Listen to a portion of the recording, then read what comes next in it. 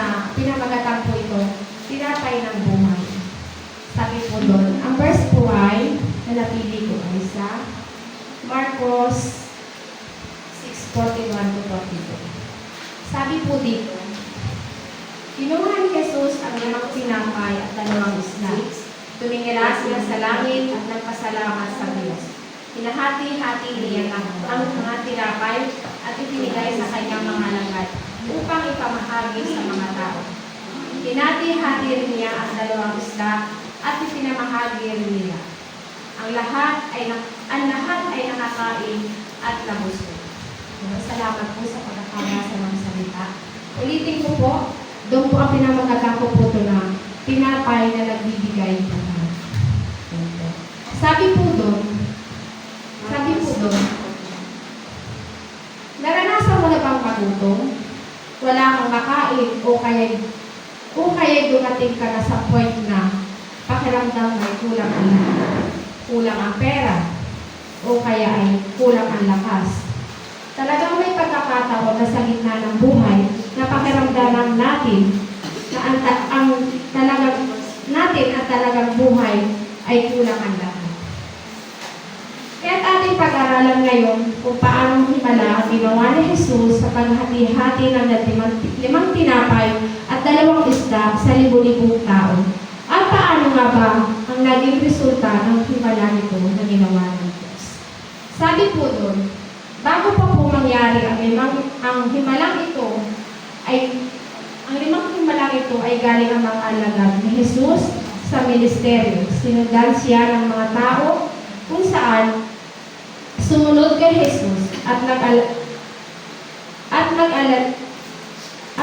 ang mga alagad dahil nag-alala ang mga alagad dahil wala nang makain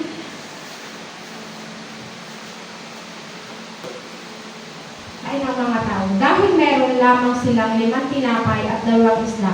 Kaya, at sa paningin ng mga alagad sa tingin ng mga alagad ng ito ay hindi ito sapat. Ngunit sa halip na mag-alala si Jesus, siya ay nanalangin. At nagpasalamat sa Ama dahil doon nabusog ang lahat. Sabi po doon sa unang puntos, ang himala ay nag-uumpisa sa tao magpapasalamat. Sabi nga po sa verse natin, na nagpapasalamat si Jesus sa Ama bago niya paghati-hatiin ang tinapay at isda. Makikita po natin na kapag tayo ay nagpapasalamat sa Diyos at manalangin, buhat sa napaka-imposible ito, basta tayo ay manalig at magtiwala sa Diyos, ay wala pong imposible ito. Sabi nga po, na basta po tayo ay marunong po magpasalamat, kahit po ito ay malaki o maliit, na natatanggap natin, ito po ay pagpasalamat po natin. Kasi sabi nga po, ang tao po magpapasalamat po sa lahat ng kanyang natatanggap, ay ito po ay maganda po ang naging resulta. Marami na pong nangyari doon sa amin po na nagpapasalamat po kami, kahit maliit lang po na bagay, at nagagawa po namin magpasalamat. May mga dumadating pa po. Sabi nga po ay na yung mga tao na nagbigay ng maliit na bagay, pero once ikaw po ay nagpasalamat, at ito po ay parang, hindi lang basta pagpasalamat, yung nakita na yung, nang appreciate po na gano'n sa pagbibigay, ay mas nauulit pa po yung nabibigyan ka pa po, kasi sinasabi po doon na yung pagpapasalamat ay ibinabalik mo, mas naano pa po silang nasisiyahan na magbigay po. Ganon din po sa Panginoon. Pag ano po yung natatanggap natin, na alam po natin na hiningi natin sa Panginoon, ibinigay po natin. At marunong po tayong makontento at magpasalamat. Mas lalo pa po yung binibigay na Lord, na doon po nangyayari o umpisa, yung himala po ng Panginoon. Sabi pa po doon,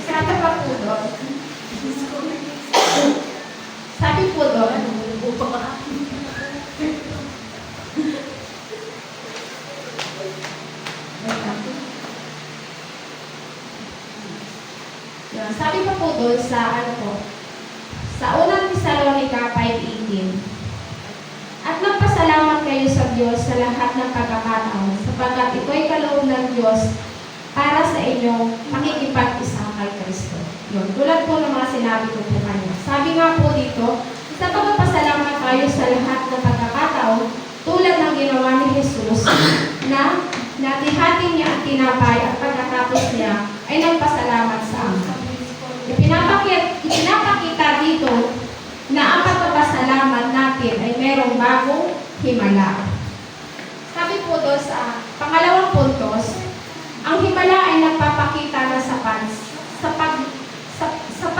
ang himala ay nagpapakita ng sapat ng paglalaan ng Diyos. Ayon po sa ating verse na Marcos 6:41-42, pinaghati-hati ni Jesus ang 5 tinapay at 2 isda at naging sapat ito sa 5,000 tao.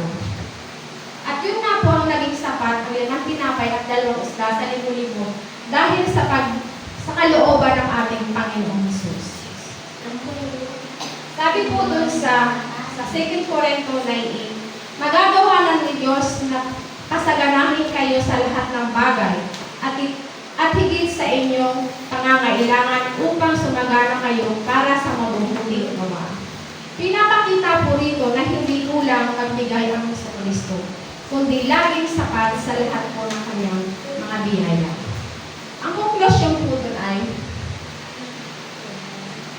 sa ating teksto, makikita natin ang himala ay nagsisimula sa pusong marunong magpasalamat at nagpapakita ng sapat at paglalaan ng Diyos.